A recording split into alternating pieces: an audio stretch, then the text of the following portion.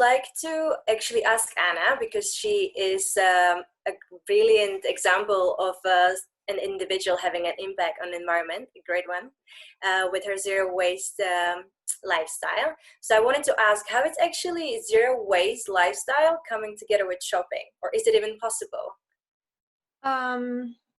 Why not? Shopping clothes. Zero waste doesn't mean not shopping, right? Also, I believe that zero waste is very personal, so everyone can live zero waste in a different way. To me, zero waste means consuming in a very conscious way.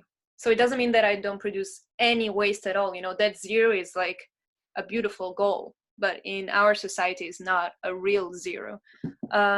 Shopping. I have two simple rules, but this is very personal. They don't work for everyone. But I only shop secondhand or brands that are fully circular, and they have to be natural fibers. Secondhand because they don't use any new material. Circular, same reason. I really believe that we have enough polyester, enough cotton. We don't really need to produce new ones.